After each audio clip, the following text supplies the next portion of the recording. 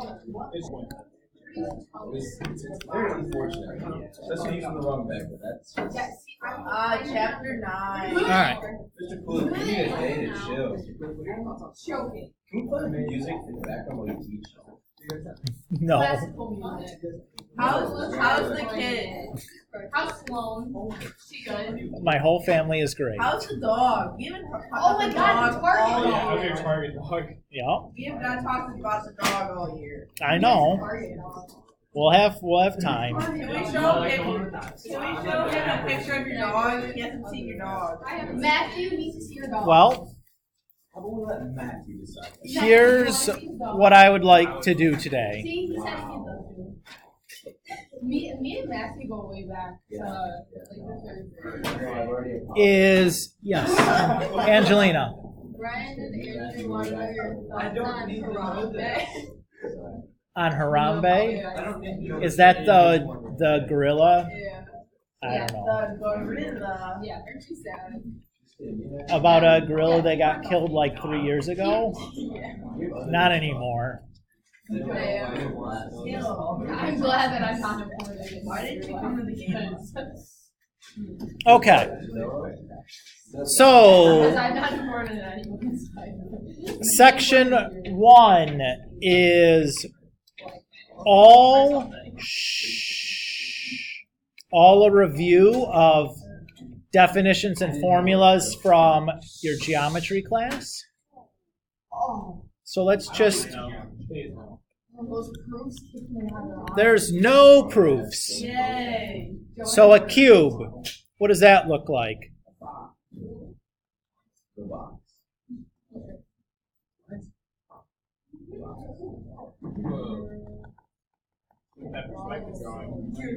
Right? We have a tutorial on how to draw that. Cube. I wasn't there. Are you going to define cube and stuff? We're just mostly going to draw pictures. I'll talk a little bit about How them. do you draw that? Well, one way you can do it is you can just take two squares that are offset Oh, yeah. and then do that. That'll work. So a cube is an example of a 3D solid. How many faces does it have? 6. How many sides are on a dice? 6. So 6 faces, right? You meant. I thought you meant in the picture. That's 8. So basically, What can we say about the edge lengths on this cube? They're all even. They're all the same, right? And- The picture's not the scale. Not to scale, sure, certainly. Yeah, none of my pictures will ever be to You're scale. not affecting my opinion. And then what can we say about the angle where the edges meet? 90. Has to be 90 degrees. Okay? All things that we knew, right? If we talk about a rectangular solid, or sometimes this is called a cuboid, that's kind of a international verb or noun or term, I guess I should say. What's a rectangular solid look like?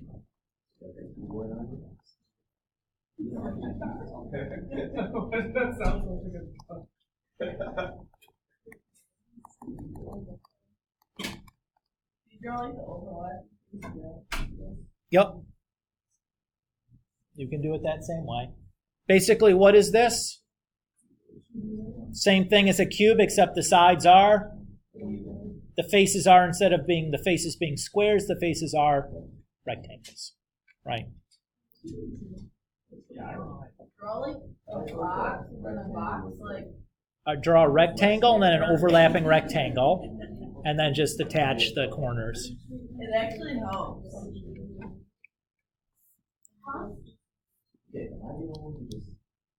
Gisela. Wait, oh, okay, there. All that. And then, It looks different, like, until you actually do. I don't know how to.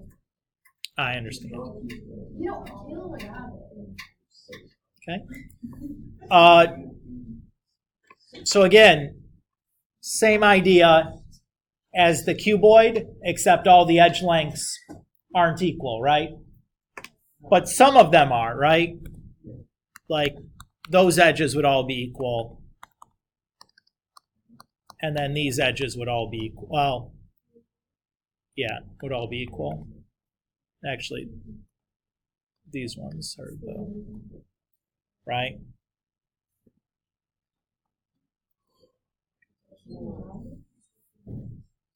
Okay.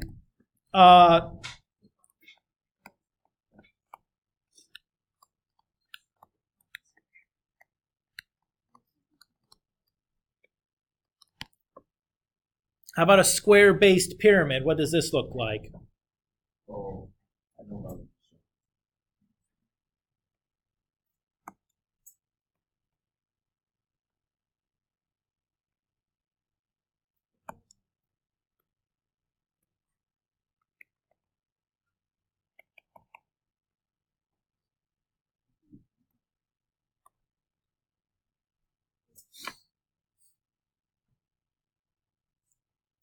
So when we talk about the base of this pyramid, what are we talking about? That square down there, right? This is basically like the pyramids in Egypt. That's what we're looking at here.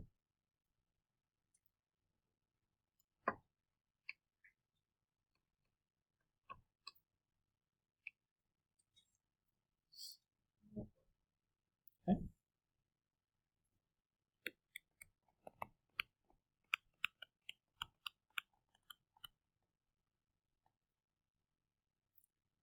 What about a triangular prism?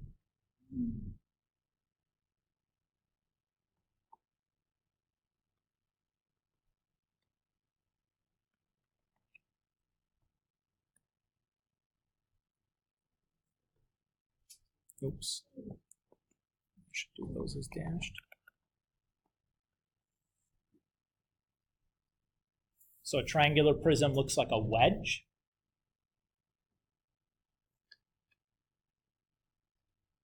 What shape are the faces on this triangular prism?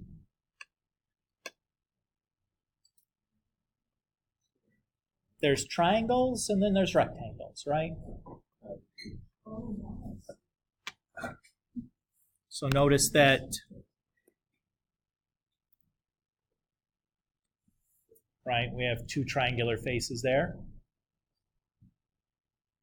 On the square-based pyramid, what do we have there? What type of faces do we have? Squares and triangles also. So how do you tell the difference between these two? The pyramid comes to a point. The prism does not, right? All the triangular faces meet at the single point on the pyramid. Not the case in the prism. Okay.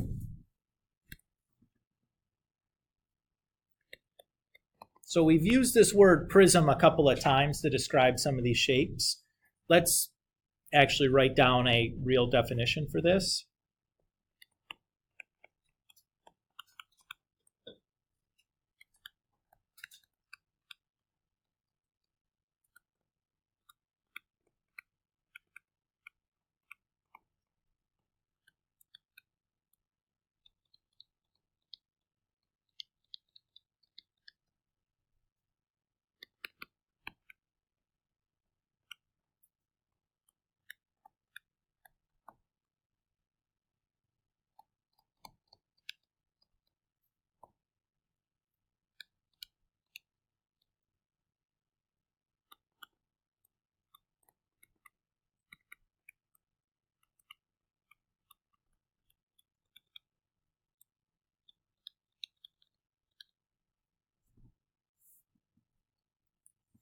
So a prism is a three-dimensional solid that has two congruent ends, and the cross section is the same shape and area along the entire length of the solid. When we say cross section, what do we mean there?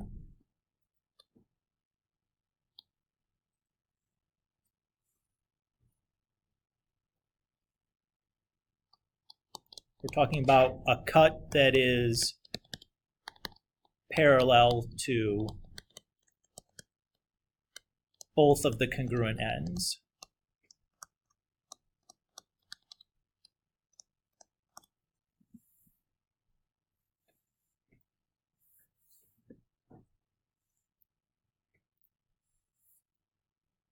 So if I chopped this triangular prism, made a cross section, I'd be like chopping through here somewhere, right? Parallel to each of those two bases, or each of those two highlighted triangles. What shape is the cross section going to be? So I chop it and then I turn and look at it. What shape do I get? A triangle, the same shape as the base, right? Everybody agree with that? So that's what we mean by a cross section. That's what we mean by a prism. Is if I take the two congruent ends and I make a parallel cut anywhere in between those two congruent ends, the cross-sectional area, when I pick my cut piece and I turn and look at it, will be the same shape as those congruent ends. Right? Everybody kind of see that?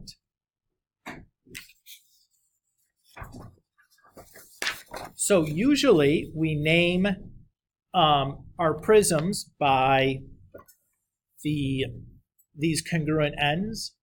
So like we had a triangular prism, we've had a rectangular prism. You could have something like a pentagonal prism or a hexagonal prism where the ends are pentagons or hexagons or whatever. Okay with that idea? Continuing on, some more shapes. We got cylinders. What's a cylinder look like? Like a soda can, right?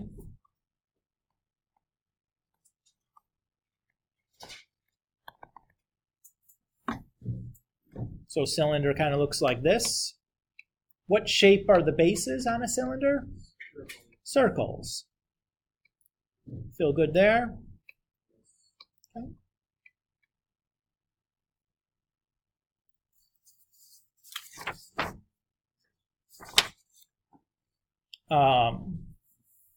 So one thing that's been worth mentioning is when we talk about like a cylinder in general, or any of these prisms or shapes in general, we talk about them, we're assuming that they're right.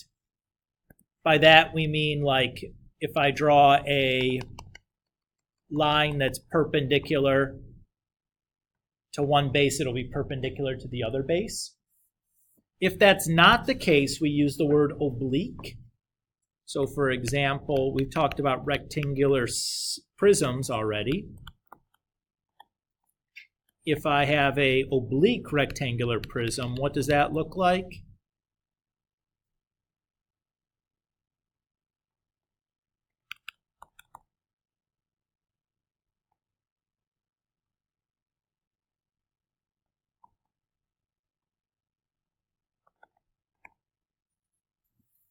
It looks like it's the Leaning Tower of Pisa, basically, right? That's what I was trying to go for there.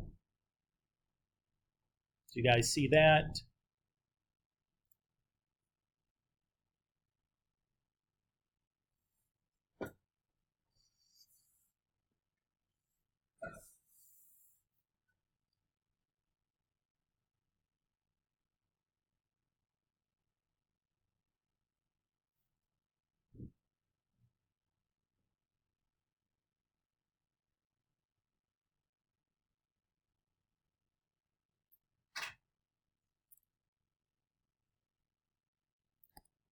Okay.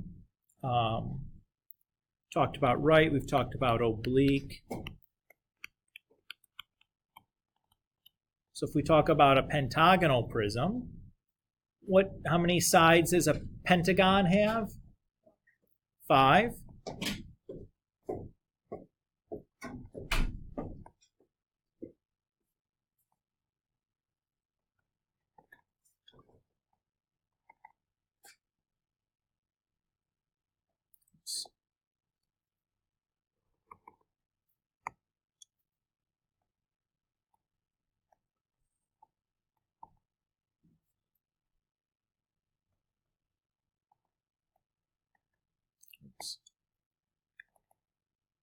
I'm going to make a mess out of this.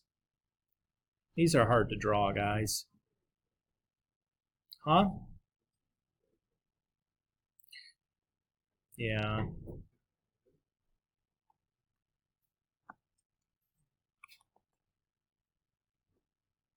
I'm missing a side in here somewhere. Anyways, whatever, you get it. Would I ask you to draw anything? God, no. No, I just want you to like be able to picture it in your head when we say it.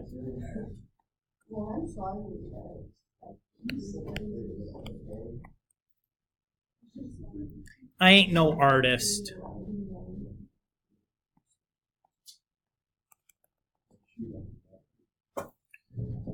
So next thing we have is a sphere, which is just like a bouncy ball. What property do you have with a sphere? Every point on the surface of the sphere is equidistant from the center of the sphere, right? Everybody agree with that?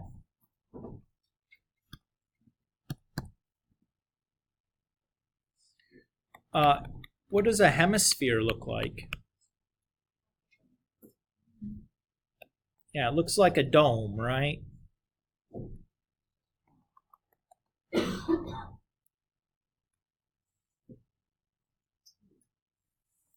What to be careful about here when we're talking about hemispheres is whether or not we're including the bottom or not, right?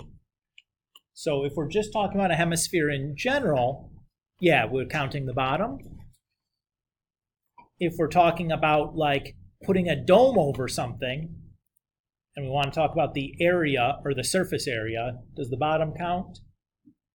No, right? Like if you have to paint your dome, the bottom doesn't need to be painted. You know what I mean, guys? Okay. So be careful about that. Let's see, what else haven't we talked about? How about cones?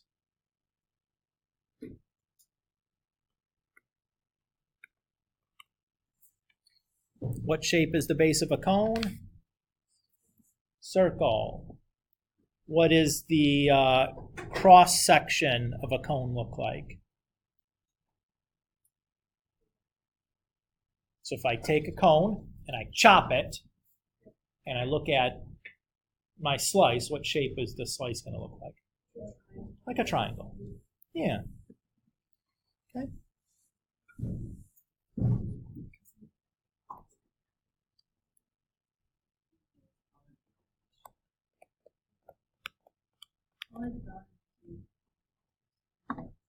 Okay, so let's look at some formulas. So what's the area formula for a triangle? 1/2 base times height. Is that the only area formula for a triangle that we have? No, we saw one last semester. What was that one? Do you remember?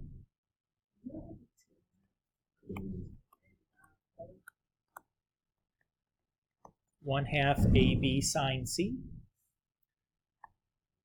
Or this would be A, B, and angle C. Have to look like this.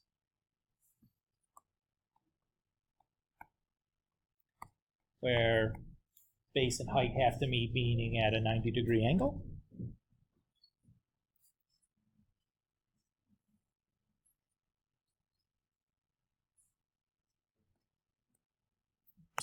Everybody okay with those two?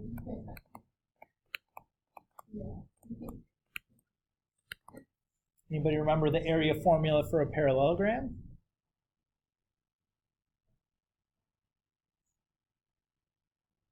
What if I told you that squares and rectangles are also parallelograms?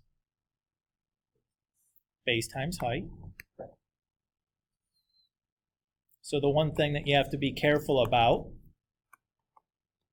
is in a parallelogram, the height is not necessarily one of the side lengths. Now in a square or rectangle, it is because they're at 90-degree angles, but generally speaking, in a parallelogram, the height need not be a side length. Okay with that?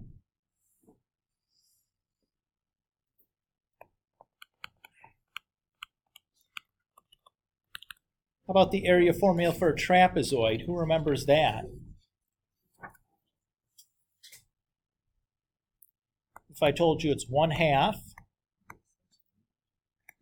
a plus b times h. So what does a trapezoid look like again? Looks something like this, where these two sides are parallel. So the parallel sides are your a and b, and your height is that distance between them.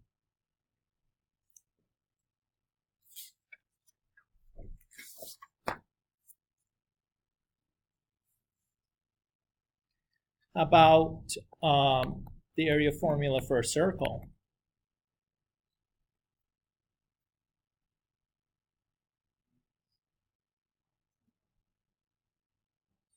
It's pi r squared. The circumference for a circle, the distance around, is 2 pi r. Or if you want to think about it as pi times the diameter, that would be okay also.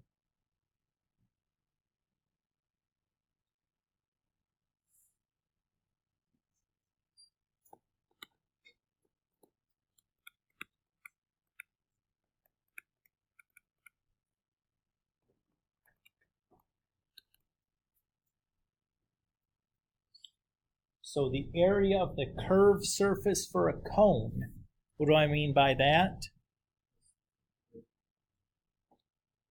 So we're talking about like this part of the cone. Actually, let's do this. Say we unfolded the cone. We'd have a circle, right? And we'd have a part that looks like this. Right? If I took a cone and opened it up, it would look kind of like that. This is what I mean by the curved surface of my cone. That's pi r L, where L is what's called the slant height.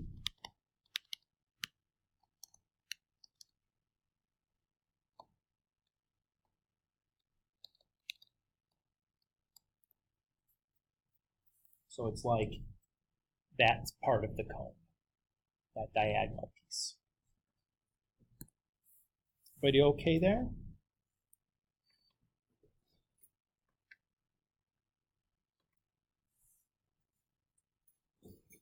Okay.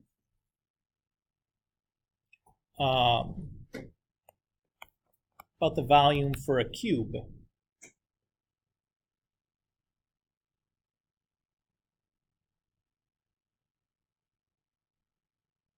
Anybody remember that?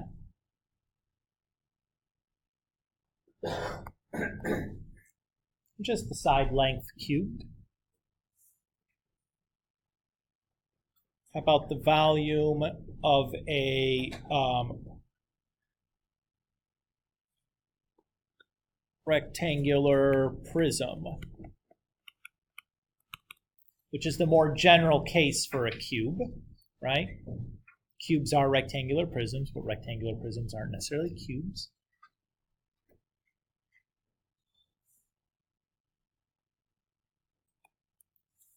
Just length times width times height, right? It's a box. If I ask you the volume of a box, same thing, right? Everybody's okay there? How about the volume for a cone?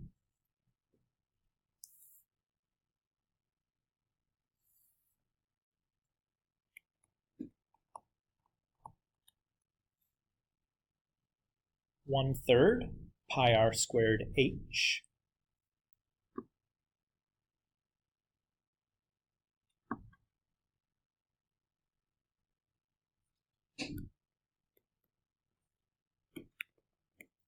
The volume for a cylinder is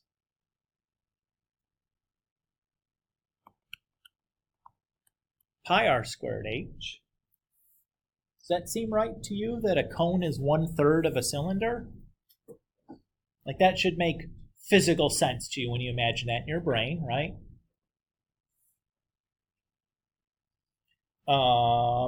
And volume for a sphere is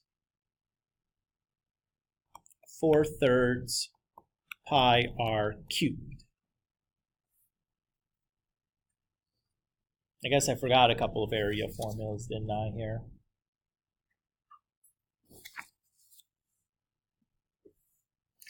I did. Sorry, we'll go back and do a couple more. I'm going to write SA for surface area for a sphere. Does anybody remember this formula from geometry? Surface area. It's 4 pi r squared. Surprisingly, 4 circles is the surface area for a sphere. That seems kind of odd, but that is the case.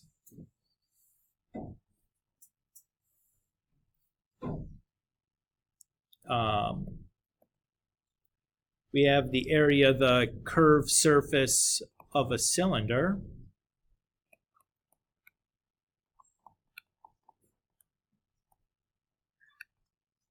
This is 2 pi r h.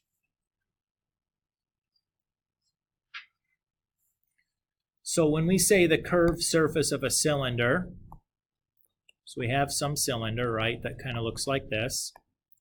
If I unfold that, I'm going to have like this, right? I'm going to have a circle for the top and the bottom, and then a rectangle that would like wrap around the side. So this side is the H. This side is just the circumference of one of those circles, right? It's got a wrap around the bottom, just the circumference.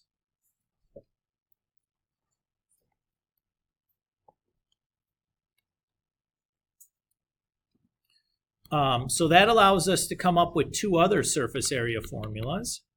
So the surface area for a cylinder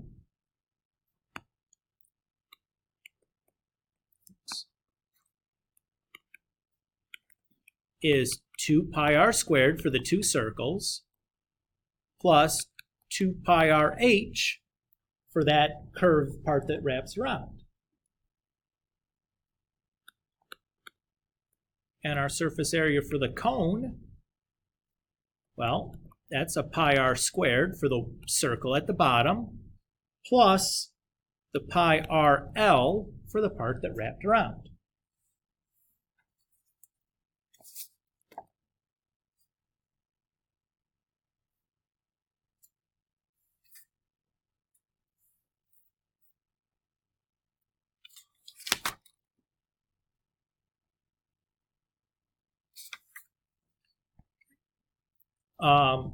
Oh boy, I forgot these ones too. So we got 2 more volumes and I'm done, guys. What if we want the volume of a pyramid? Well, it's 2/3 area of the base times h. So if the base is a square, it would be 1/3 side squared times h. But if the area, or if the base is a triangle, it'd be, 1/2 base times height, or the base and height are for the triangle, no, not for the pyramid, or whatever, right? Whatever that shape is. Is everybody okay with that idea? So that A is a placeholder for lots of different shapes, because you can have lots of different kinds of pyramids depending on the shape at the base of the pyramid. And similarly for the volume for a prism, it's just area of the base times height.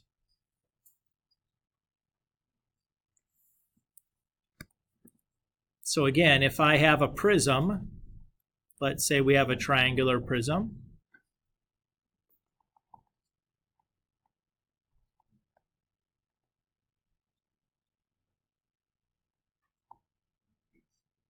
It looks like this. My bases are these triangular parts.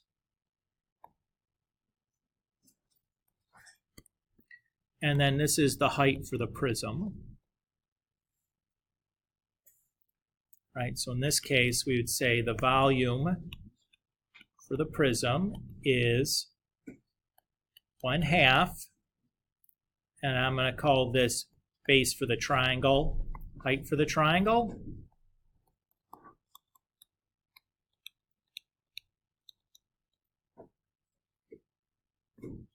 Does everybody kind of see how we use that formula there with the area of the base kind of snuck in there? So I just did a specific example. We have a triangular prism here. That's what the picture below is. The yellow pieces are the bases. And I've labeled the height for the prism as the distance between the two bases.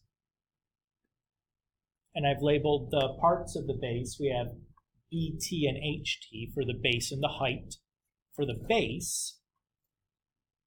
So the volume for the prism is 1/2 BT times HT times the height for the prism, right, where this is the area of my base. Okay? So all of these kinds of formulas I would give you on the test, but you need to know what the letters mean, right? Because there's a lot of letters going on. You have to know if B means like base or base of a triangle, or what the base of a triangle means, where that would be located in a picture. Those sorts of things you're responsible for. But memorizing all of these formulas, I'm not going to ask you to do. I know, that's pretty reasonable, right? I probably wouldn't make them memorize those either, but they'd get harder problems than you would. Okay. So this is where I want to stop for today. I don't want to do more than